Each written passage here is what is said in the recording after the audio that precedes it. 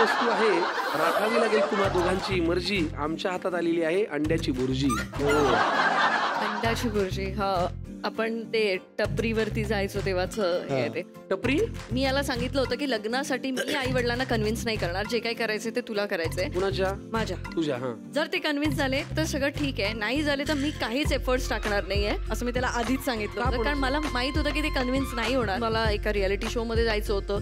मग मी त्याला म्हटलं की आता जाण्याच्या आधी तर घरी सांगितलं पाहिजे, कारण मी आतमध्ये गेल्यानंतर काय होईल बाहेर सांगता येत नाही. तर तो म्हणाला की ठीक आहे जाऊया.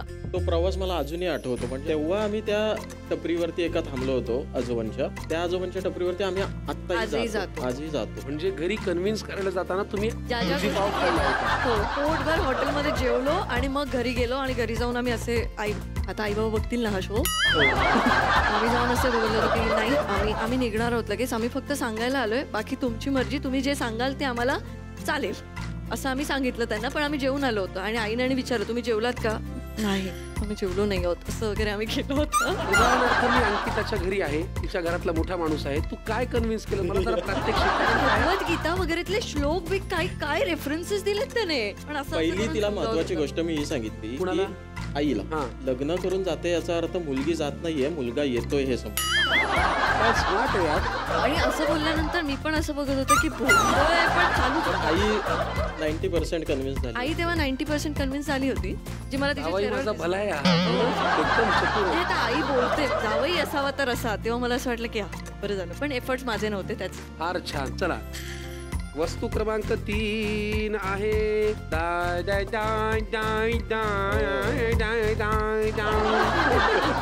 हे आमचं कुलदैवत आहे आणि हे लक्ष्मीनारायण मंदिर वालावल या गावामध्ये आहे. आणि इथे मला ती पहिल्यांदा कोकणात घेऊन गेली ना तेव्हा सगळे मंदिर फिरवले तिने मला. हो सगळे मंदिर फिरवले. म्हणजे त्याला हे सांगितलं की बाकी सगळं विसर, की काय लग्न होईल न होईल किंवा आपलं काय होईल, पण आता आलायस तर मी तुला मस्त छान इकडच्या सगळ्या मंदिरांमध्ये आणि इकडचं कोकणचं सौंदर्य तुला मी दाखव. आणि इथे तो सहज म्हणाला की आपण ना इथेच लग्न करूया. मी बोले हो हो उद्या करूया असं त्याला मी म्हणाले होते. आणि त्यानंतर जेव्हा लग्नाचं ठरलं, जेव्हा सगळे कन्व्हिन्स झाले, आम्ही लग्न याच मंदिरात केलं.